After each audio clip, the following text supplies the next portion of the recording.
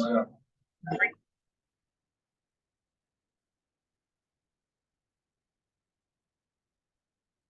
dia, meu nome é Arthur Valdir Batista, eu sou residente do segundo ano de Urologia do Hospital Federal da Lagoa, no Rio de Janeiro, e hoje vou discutir com vocês o artigo Compreendendo o papel da bainha de acesso ureteral na prevenção de complicações infecciosas pós-operatórias em pacientes com cálculos tratados com ureteroscopia e litotripsia laser, resultados de um centro de referência de cuidados terciários.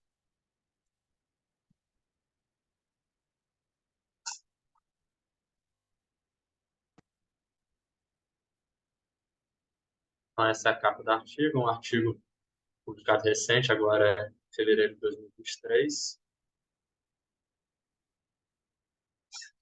Então, o artigo já começa falando sobre as complicações infecciosas relacionadas a esse procedimento, chegando elas a aproximadamente 10% dos casos.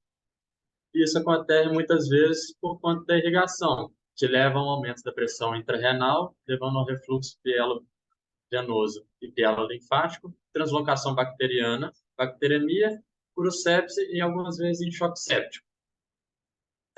O artigo vai avaliar a possibilidade de diminuir essa chance através da utilização de uma bainha de acesso lateral, que reduz a pressão intrarrenal por promover um refluxo constante de saída das cavidades renais. Na metodologia do artigo, a gente vê que foram avaliados 369 pacientes que foram submetidos ao procedimento. Eles foram avaliados entre setembro de 2016 a dezembro de 2021 em uma única instituição. Foram submetidos à urocultura pré-operatória, sendo que aqueles que a urocultura veio positivo foram tratados com pelo menos 5 dias de antibiótico guiado pelo antibiograma. Foi feita a profilaxia antibiótica no pré-operatório de acordo com as diretrizes europeias. Os pacientes foram colocados em posição de litotomia e feita anestesia geral. Todos os procedimentos foram realizados por 2 endurologistas experientes e utilizada a técnica padrão. Os materiais utilizados foram fio guia rígido de nitinol, preteroscópio semirrígido de 6 a 7 pentes e meio em cálculos ureterais distais. Já nos cálculos que estão localizados acima dos vasos ilíacos, foi utilizado o ureteroscópio flexível. A bainha de acesso ureteral utilizada foi de 10 a 12 frames, utilizados para cálculos localizados no rim ou onde houve retropulsão intrarrenal durante a lipotripsia. Para atingir uma pressão constante de 40 centímetros de água, foi utilizada a irrigação ativa, fornecida por uma bolsa de soro fisiológico de 5 litros, colocada a cerca de 40 centímetros acima do paciente e conectada a uma bomba manual. Foi utilizado o laser para litotripsia, um basket de 1,9 frames para recuperação dos fragmentos de cálculos residuais, e o stent duplo J foi colocado em todos os pacientes, sendo removido cerca de 7 a 10 dias após o procedimento. Todos os pacientes assinaram o termo de consentimento informado e o estudo foi aprovado pelo Comitê de Ética em setembro de 2016. As definições para a realização do estudo. A definição de febre pós-operatória foi considerada aquele aumento de temperatura corporal acima de 38 graus Celsius, e sepse pós-operatório e choque séptico foram definidos de acordo com o terceiro consenso internacional de definições para sepse e choque séptico. O teste quadrado foi o teste escolhido para avaliação da relação entre o uso da bainha ureteral e a ocorrência de febre no pós-operatório, assim como sepse e choque séptico. E as análises de regressão logística univariada e multivariada foram realizadas para identificar preditores de complicações infecciosas pós-operatórias, sendo que as covariáveis incluíam as características dos pacientes, sendo elas o índice de comorbidade de Carson, ajustado principalmente pela idade, a história de febre secundária aos cálculos, urocultura pré-operatória, diâmetro do cálculo, dados operatórios, com presença de stent duplo J e tempo operatório além do uso da bainha. Todas as análises foram realizadas usando o SPSS-V 24.0. Foi uma avaliação bilateral com nível de significância estatística menor do que 0,05. Então, aqui nos resultados, a gente vê a primeira tabela já avaliando as variáveis de acordo com o total de pacientes. A gente vê o índice de Carson, a gente consegue ver uma diminuição naqueles pacientes que pontuaram zero. A menos que metade dos pacientes, quando essa pontuação foi avaliada de acordo com a idade dos pacientes. Aqui a gente vê as variáveis de acordo com a quantidade de procedimentos realizados. Apesar de terem sido avaliados 369 pacientes, a gente vê que o número de procedimentos foi um número bem maior, de 451 procedimentos. Isso porque a gente teve pacientes que foram avaliados, que foram submetidos a 2, 3 e até 4 procedimentos cirúrgicos, sendo avaliados em todos eles. Aqui a gente vê também a porcentagem de febre no pós-operatório, chegando a cerca de 11% dos pacientes, sepse em apenas 2% dos pacientes e o choque séptico em pouco mais que 1% desses pacientes. Aqui agora avaliando uma tabela avaliando as covariáveis. A gente tem essa tabela inicialmente avaliando em relação à febre no pós-operatório. Essa segunda tabela avaliando em relação aos casos de sepse no pós-operatório. E ainda uma terceira tabela avaliando os casos de choque séptico no pós-operatório.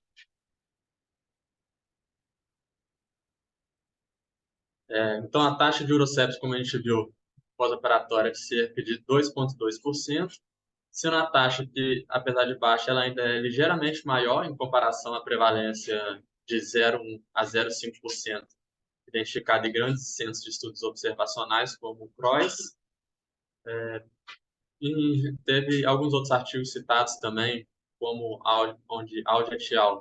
Avalia a pressão intrarenal em vivo aumentada ao avançar o ureteroscópio em direção ao rim, em comparação ao ureter distal. Um outro estudo de Jung e Oster registrou pressões pélvicas muito elevadas durante a cirurgia intrarenal retrógrada, podendo chegar até 446 centímetros de água, onde há irrigação forçada. E foi definido também como um limiar de refluxo pielo-venoso, cerca de 40 a 60 centímetros de água, onde, quando chega a essas pressões, há um extravasamento renal e reabsorção de fluido sistêmico. Ele cita também o Loftus et al., onde avalia em rins de porco que quanto maior a pressão intrarrenal da irrigação salina, mais profunda é a penetração do fluido de irrigação no parênquima renal. Ele cita também que o uso da bainha promove um refluxo constante de fluidos, limitando assim o aumento da pressão intrarrenal e reduzindo esse refluxo pielo-venoso.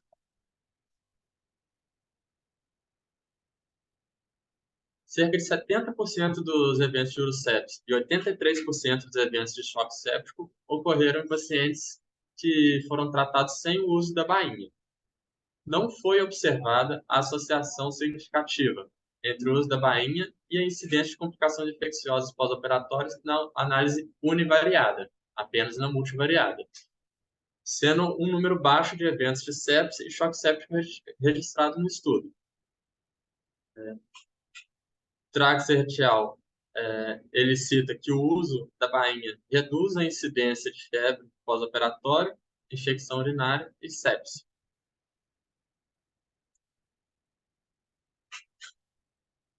O aumento da pressão intrarrenal gerado por um procedimento endoscópico sem o uso da bainha, com reabsorção intrarrenal de líquido mais pronunciada, não se traduz em maior taxa de sequelas infecciosas pós-operatórias, permanecendo assim como eventos raros, principalmente em suas formas mais graves. E muito associado principalmente às comorbidades do paciente, história prévia de infecção urinária, condição da urocultura pré-operatória, a presença de catéter duplo J residente no momento da cirurgia e o aumento do tempo operatório. Os scores de Carson foi ajustado para a idade, sendo o preditor mais forte de complicações infecciosas pós-operatórias. E há um benefício significativo da bainha na prevenção do risco de choque séptico após o ajuste para outras variáveis clinicamente relevantes, apenas na análise multivariada. Como limitação, nesse artigo não foi medida a pressão intrarenal durante o procedimento de ureterolitotripsia. Podendo, então, apenas especular que o uso da bainha poderia ter reduzido o referido parâmetro. Ele não comprova também que o refluxo intrarrenal foi o único mecanismo fisiopatológico responsável pelas complicações infecciosas pós-operatórias, considerando, então, o principal desencadeador desses eventos em pacientes tratados com ureterolitotripsia. E ele tem um baixo número de eventos de sepsis pós-operatória e choque séptico, tendo um N muito baixo para avaliação dessas complicações. Como conclusão, então, ele cita que as comorbidades dos pacientes com cálculos tratados com ureterolitotripsia estão associados ao maior risco de complicações infecciosas pós-operatórias, que são cerca de 10% dos casos. O uso da bainha previne o aparecimento de choque séptico, sem benefício claro em relação aos desfechos de febre e sepsis. Novos estudos podem ajudar a esclarecer se a bainha pode atenuar o impacto clínico da potencial disseminação bacteriana sistêmica, que é causada pela reabsorção do fluido intrarrenal durante a ureterolitotripsia. Isso aí. Obrigado.